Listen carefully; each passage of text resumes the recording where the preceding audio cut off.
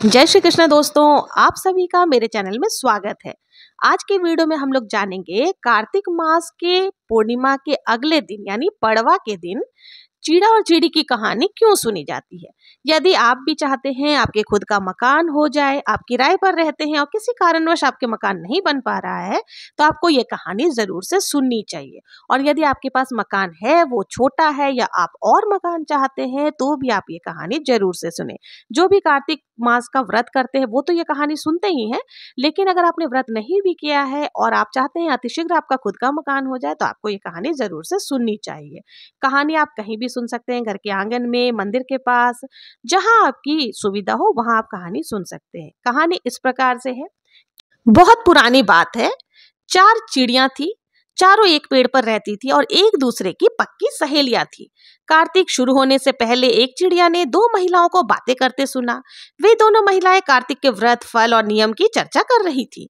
चिड़िया को सुनकर के बहुत अच्छा लगा और उसके मन में भी इस व्रत को करने की कामना जागी। उसने जाके अपने सहेलियों को बताया कि क्यों ना हम भी कार्तिक स्नान करें, तो सभी तैयार हो गई। चारों चिड़िया गंगा जी के किनारे एक पेड़ पर जाकर रहने लगी। चारों चिड़िया गंगा जी में नहाती, पूजन करती, व्रत करती। ऐसे ही पूरा कार्तिक मास बीत गया। कार्तिक पूर्णिमा के अगले दिन यानी कि पड़वा के दिन सभी ने सोचा क्यों ना खिचड़ी बनाया जाए। तो एक चिड़िया चावल लेकर के आई, एक चिड़िया दाल लेकर के आई और एक चिड़िया घी लेकर के आई। सबने खिचड़ी बनाई। सबने सोचा कि पहले स्नान कर लिया जाए, उसके बाद बैठकर आराम से खिचड़ी खाएंगे। तो सभी स्नान करने के लिए चली गई।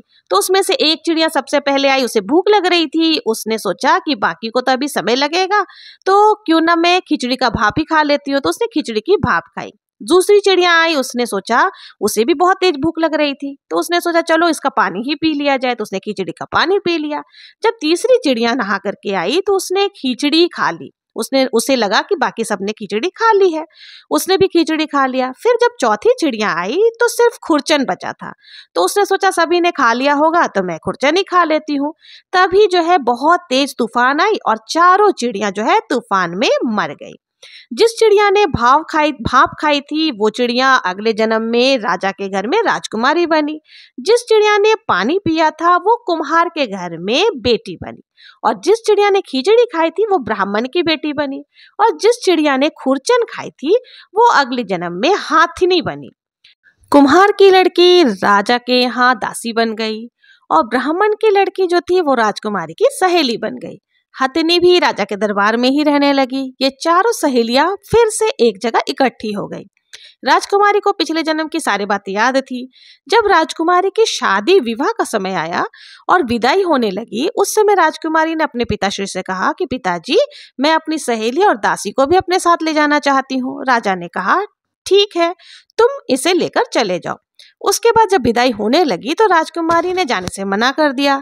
तब राजा ने राजकुमारी से पूछा कि बेटा, तुमने जो कुछ चाहा मैंने तो सब कुछ दिया, अब तुम क्यों मना कर रही हो। तब राजकुमारी ने कहा कि मुझे हथिनी भी चाहिए जो आपके राज दरबार में, मैं उसे भी अपने साथ ले जाना चाहती हूँ। तब राजा ने कहा कि ठीक है, तो अपने नौकरों से कहा कि जाकर हाथी को ले आओ। पर हाथी हिल ही नहीं रहा था, उठ ही नहीं रहा था। बहुत कोशिश करने के बावजूद भी हाथी को कोई हिला नहीं पाया। तब राजकुमारी ने कहा पिताश्री, मैं एक बार हाथी के पास जाऊं। तो राजा ने कहा जरूर जाओ। और राजकुमारी ने हाथी के पास जाकर उसके कान में पिछले जन्म की सारी बातें कह सुनाई। हाथी उठकर खड़ी हो गई। राजा को यह सब देखकर बहुत ही आश्चर्य हुआ और राजा हैरान हो गया। और तुरंत ही राजा ने क्रोधवश तलवार निकाल ली और कहा तुम बताओ कौन हो, क्योंकि तुम तो जानवरों से भी बातें करती हो, तुम मेरी बेटी हो ही नहीं सकती, तुम तो कोई बहरूपिया हो। सच सच बताओ कि तुम कौन हो, और नहीं तो मैं तुम्हारा सिर धड़ से अलग कर दूंगा। तब राजकुमारी ने हाथ जोड़ करके कहा पिताश्री, मैं तो आपकी ही बेटी हूँ। पिछले जन्म में हम 4 चिड़िया थे। हमने कार्तिक स्नान किया था और पड़वा के दिन खिचड़ी बनाई थी और खिचड़ी का भोग लगाया था। और इस जन्म में हमें उसी के प्रताप से, उसी कार्तिक व्रत के प्रताप से राजकुमारी का योनि प्राप्त हुआ है। पिताजी ने रानी की बातें सुनी, राजकुमारी की बातें सुनी और उसे इतना आश्चर्य हुआ। उन्होंने कहा कार्तिक स्नान का इतना ज्यादा महत्व है और कार्तिक में दान पुण्य का इतना ज्यादा फल मिलता है, तो हम भी कार्तिक स्नान जरूर से करेंगे।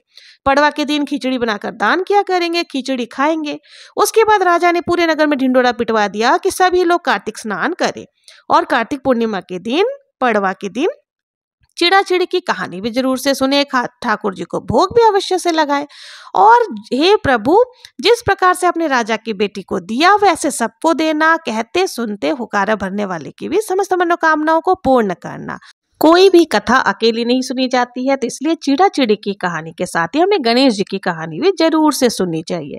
गणेश जी की कहानी इस प्रकार से है। एक अंधी बुढ़िया माई थी। वो अपने पति और बेटे बहू के साथ रहती थी। वे लोग बहुत ज्यादा गरीब थे। बुढ़िया माई रोज गणेश जी की पूजा आराधना किया करती थी। एक दिन गणेश जी उस पर प्रसन्न हुए और दर्शन देकर बोले कि माई कुछ मांग। तब बुढ़िया बोली कि मुझे तो कुछ मांगना आता ही नहीं। तब गणेश जी बोले तेरे बेटे बहू से पूछ ले। तब वो अपने बेटे बहू से के पास चली गई और पूछने लगी। तब बेटा बोला कि माँ धन मांग ले। बहू से पूछा तो उसने कहा पोता मांग ले। तब माई ने सोचा कि ये दोनों तो अपने मतलब की बात मांग रहे हैं, सो उसने जाकर पड़ोसन से पूछ लिया। पड़ोसन बोली तू क्यों मांगे धन, तू क्यों मांगे पोता, कुछ अपने लिए भी मांग ले, अपने लिए दीदा गोड़ा यानी कि अपने घुटने मांग ले। तब माई घर आकर के सोचने लगी कि ऐसी चीज मांगनी चाहिए जो बेटे बहू भी राजी हो जाए और अपना मतलब भी पूरा हो जाए। दूसरे दिन जब गणेश जी आए और कहने लगी माई कुछ मांग, तब बुढ़िया माई बोली दीदा घोड़ा दो, सोने के कटोरे में पोते को दूध पीता देखूं, अमर सुहाग दो, निरोगी काया दो, सभी को सुख दो। तब भगवान गणेश जी बोले माई तूने तो मुझे ठग लिया। तूने कहा मुझे मांगना नहीं आता और नाना करते सब कुछ मांग लिया, और कहती थी कुछ मांगना नहीं आता, पर ठीक है जैसा तूने कहा है वैसा ही होगा।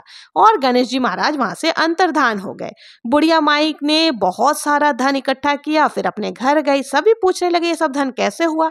तो उसने बताया कि मैंने गणेश जी की पूजा आराधना की थी और गणेश जी की कृपा से ही मुझे ये सारे धन मिले हैं। तभी से सभी लोग गणेश जी की पूजा आराधना करने लगे। जैसा बुढ़िया माई को दिया वैसा सबको देना, कहते सुनते हुकारा भरने वाले के भी समस्त मनोकामनाओं को पूर्ण करना। बोलो गणेश जी महाराज जी जय। जैसा तो ये थी चिड़ा और चिड़ी की कहानी और गणेश जी महाराज की कहानी। तो हमारी जो ये कथा यहीं पर पूर्ण हो जाती है। अब हमने अपने हाथ में जो खीले लेकर कथा सुनी थी उसको हमें जल के लोटे में डाल देना है, चिड़ा चिड़ी को चढ़ा देना है, और जो हमने खिचड़ी लिया था उसका हमें दान कर देना है। इस प्रकार से जो है हमारी चिड़ा और चिड़ी की कहानी सुनने से जो भी मनोकामना है, यानी कि आपके अगर घर बनाने की कामना है तो जरूर से पूरी होती है। बस मन में सच्ची श्रद्धा आपको जरूर से रखनी चाहिए।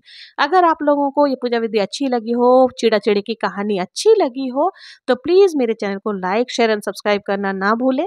मिलते हैं नेक्स्ट वीडियो में किसी और पूजा विधि के साथ। तब तक के लिए जय श्री कृष्णा, जय श्री हरि विष्णु, जय गणेश जी महाराज की जय।